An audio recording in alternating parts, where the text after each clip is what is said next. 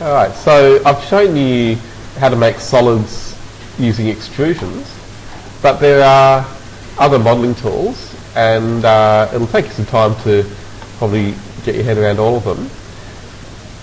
But one of the others that's not much more complicated than extrusion is blend. So if I go to, again, just the down arrow next to component, and I'm going to choose model in place, and again I'll just set it to generic models, click OK, and then give it a name. So I'll just call this screen, oops, screen 01 or something. Right, so I want to, obviously a screen type form, but I want one that that blends two different shapes. So you've got the extrusion tool, and then you have blend. So under extrusion, obviously, once you click on the blend tool there, you'll see you have similar options to the ones you have with an extrusion. So you've got all the same shape tools. And so I'll simply draw a shape in this area. So I just want a sort of sculptural element to sit within my my space actually, and it will basically function as a screen as well. And so I'll use the arc tool again to draw my profile. It's just like drawing an extrusion up to this point. So I'm just going to draw curve, and I'll just draw some other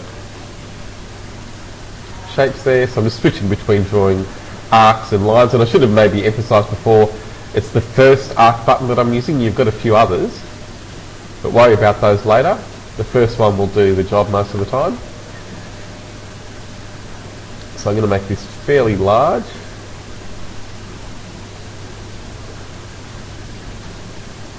I'll come back and adjust this and just cap that off with a line.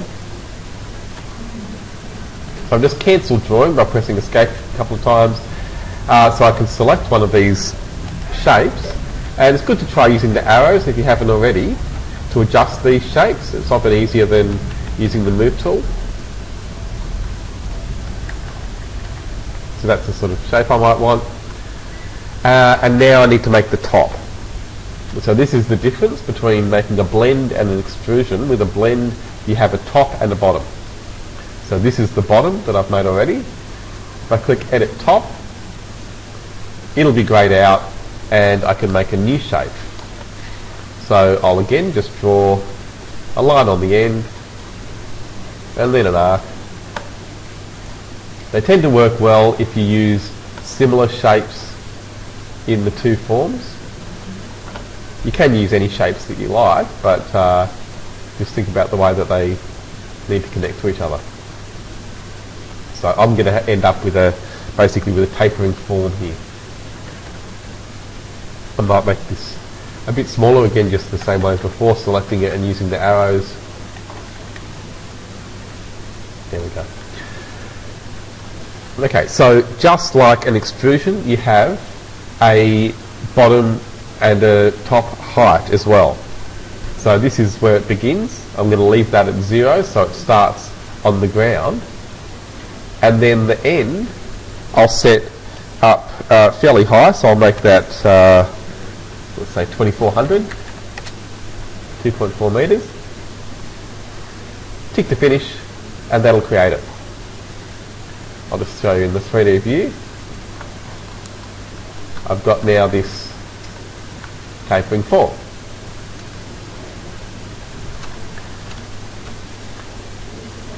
Okay, so they're blends, and I'll just maybe give you another couple of examples. So I'll finish this model now, because if I wanted to make something different in a different area, it would probably, or it should probably be a separate family. So back to architecture, and I'll start a new one using model in place. And again, generic models. And let's call this one, say, sculpture 01. So again, now I can click the blend tool and So I'll use a different shape. This time I'll maybe just try a polygon. Just for something different. And then for the top I might use a circle. So let's put this over. Oh, sorry. Edit top first before you draw the top, obviously. So here, don't forget that edit top button lives just next to the draw panel. And now I'll draw the top. So with a circle, it will blend between those. The height, I'll just leave actually. Tick to finish. And now, if I look at this, you can see it's blending a little bit unusually because it's not clear how these shapes or the edges at the bottom should connect to the circle. And circles by default only have two, they're basically made up of two arcs. So these other edges just blend to a point there, which looks a bit strange. So you can always just select it and then go to either edit top or edit base. And you can do this in a plan view just as easily. If I select it there, again I've got those same options. So I'll go to edit top, delete the circle, and then again I'll draw a similar shape to what I had below.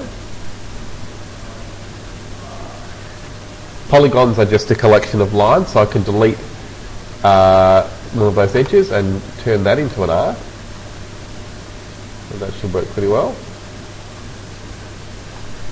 Tick to finish, and now back in 3D you can see the blend maybe a bit more rational.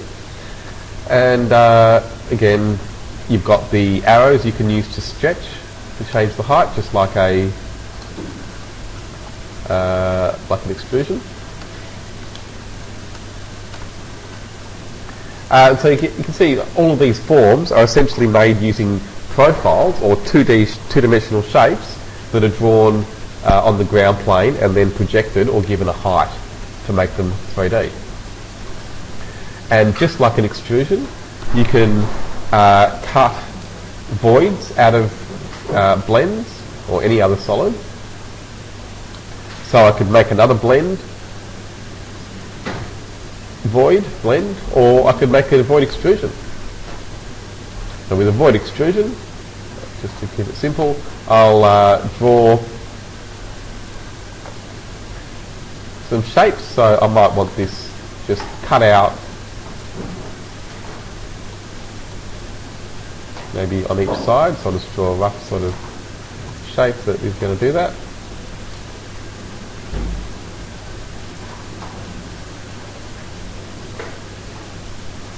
That'll do.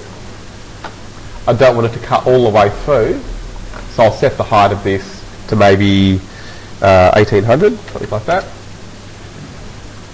Tick to finish. Click to one side to deselect it, and you can see it's cutting out from that blend now. And in my 3D view, you can see then how that works. And so, unlike AutoCAD, where it can be difficult to get back into the original forms you've made, you can easily select either the solid shape, which is the blend, or the void, going to the edge of one of the surfaces that the void creates, so any of these interior surfaces. And then I can choose Edit Extrusion to go back to the sketch, whether I'm in a 3D view or a plan, and modify those lines or change the shape any way I want to. Like this, don't know.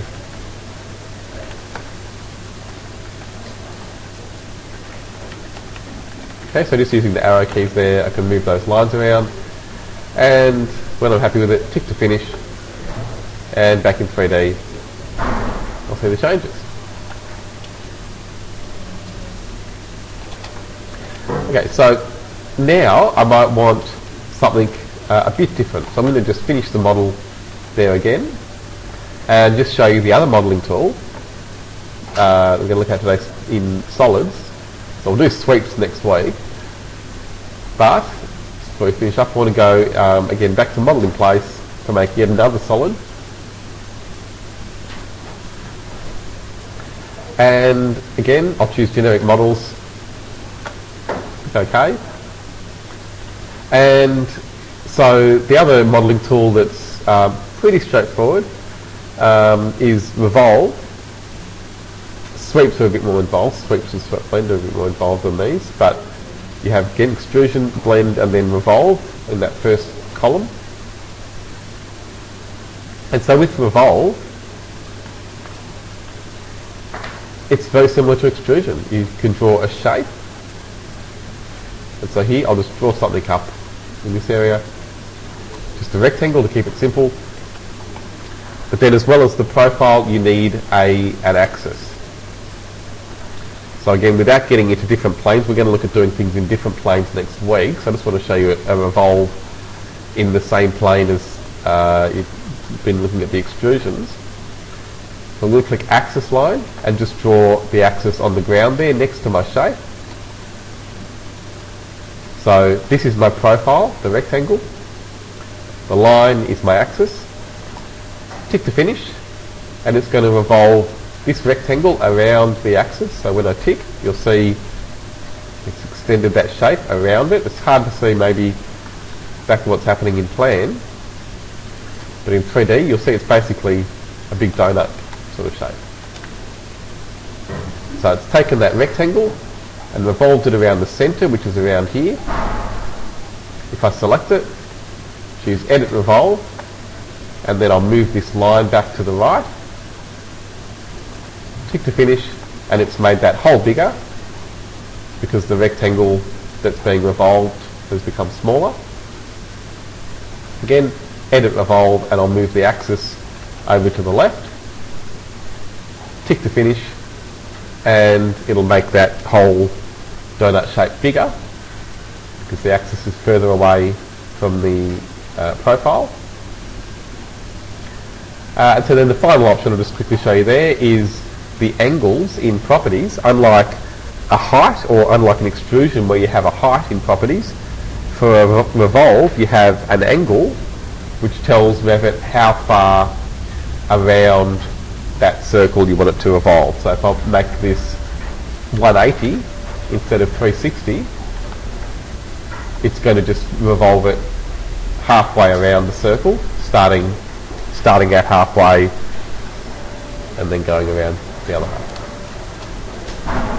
Okay, so I just want to give you a quick example of Revolve, so when we look at them next week, you're familiar with them and we can start doing things in different planes. Okay, so just some different examples of solid modelling. So try and have a look at blend, and if you have time, Revolve as well, but definitely look at blend. And like I said, we'll look at the other options next week.